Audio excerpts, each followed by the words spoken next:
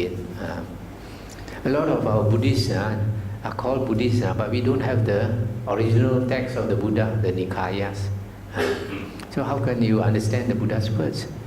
We should be ashamed because when you compare yourself with the Christians and the Muslims, they have their Bible, they have their Quran, and they read them every day, read them every day until they die. How many times they keep studying the Bible and the Quran? So we should do the same thing. If you study the Buddha's original words in the Nikayas, then you will have a chance of understanding.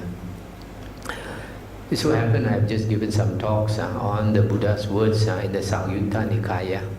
I have given 57 nights of talks. At the moment they are editing the talks. Later I will send some copies here and you all take and listen. Those type of talks, they are the exact words of the Buddha. If you listen to those type of suttas, they can help you to attain right view. So becoming a Sotapanna is not as difficult as some people think. However, not everybody who listens to the Dhamma can become a Sotapanna.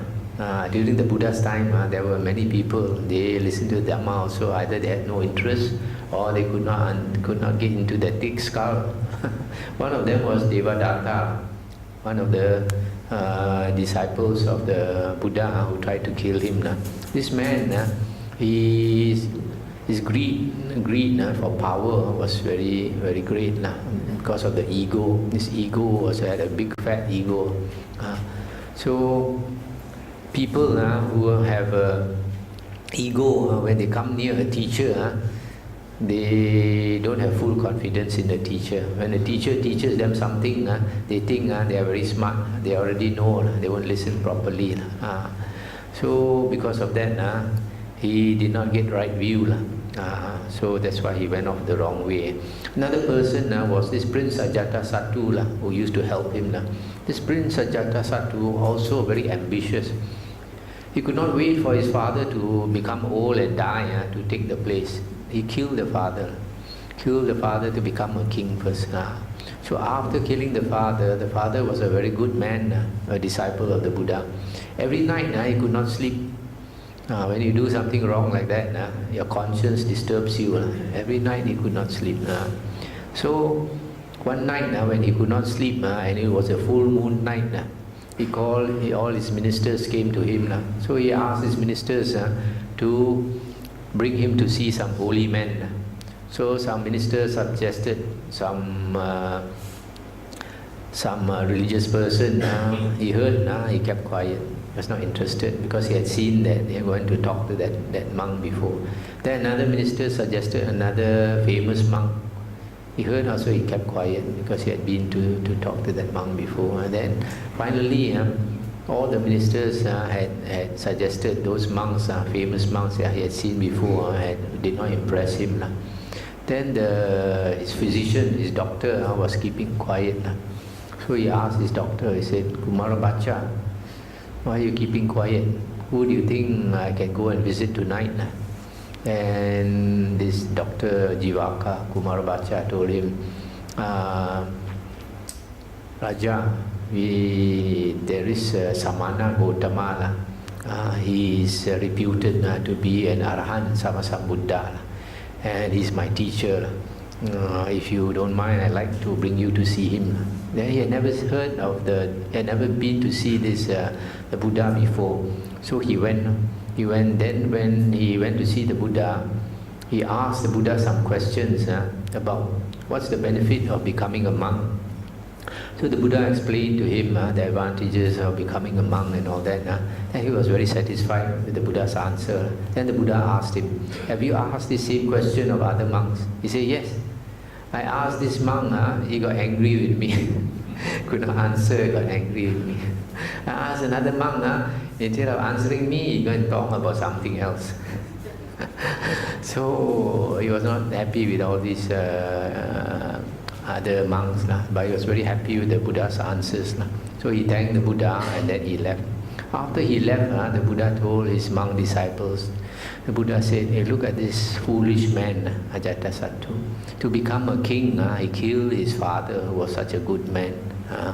If he had not killed his father, tonight I could have explained some Dhamma to him, and he could have become a stream enterer, become an Arya. So the Buddha knew that his mind was very disturbed. So no point you teach him the Dhamma, tak boleh masuk. So some people are like that. If you don't have sila, moral conduct, is a very important condition. Without moral conduct, you cannot practice the holy path, the spiritual path. People who listen to the Dhamma and they don't keep good sila, they cannot attain stream entry and become an Arya. And then there are other types of people, they come to listen to the Dhamma just to know a bit, they are not interested to really understand and practice it. Some people, they know a bit of Dhamma, they go and show off, go and tell other people and argue with other people and all that. So there is another type of people. Now I'd like to say, what kind of Dhamma should we listen to become Arya? I've written a book called Liberation. In Chinese it's called Thero. And there I've explained what are the books. Basically, there are 4 Nikayas. Nikayas means collections, collections of the Buddha's earliest discourses.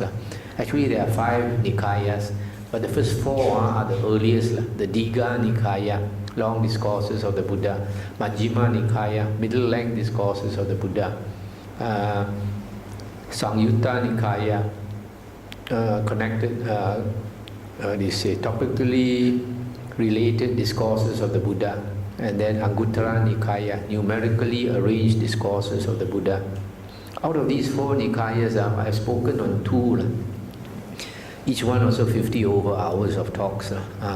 So if you all can get copies of that, if you can't get the CD, I suggest you go into our website. Our website is www.vbgnet, VBG for Vihara Buddha Gautama, vbgnet.org.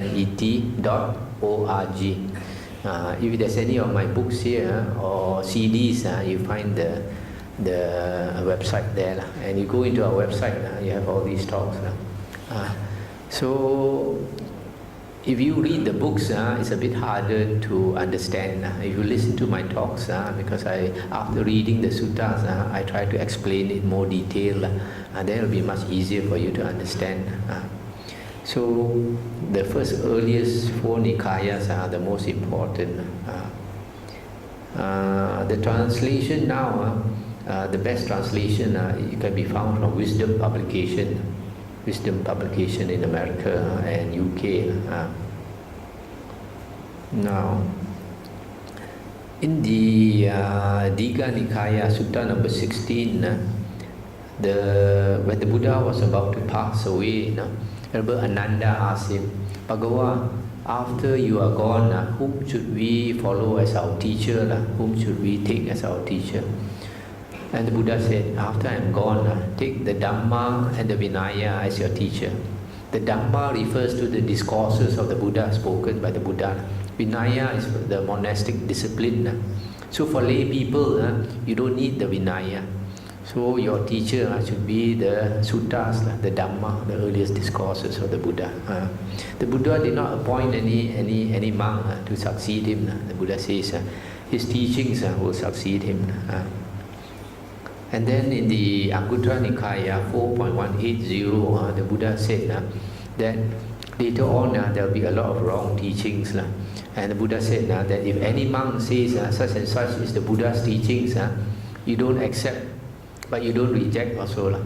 Buddha says that you should compare what the monk says with the original suttas and the Vinaya books. If it follows, if it agrees with the suttas and the Vinaya books, the Buddha said you can take that to be the Buddha's teachings. But if it goes against the suttas and the Vinaya, then that is not the Buddha's teachings. Now in another Anguttara Nikaya Sutta 5.88, the Buddha said in the future there may be some famous monk, world famous monk, and he may be a monk for a long time, and he has a lot of disciples, monk disciples, nun disciples, lay disciples, and he's very learned in the books lah.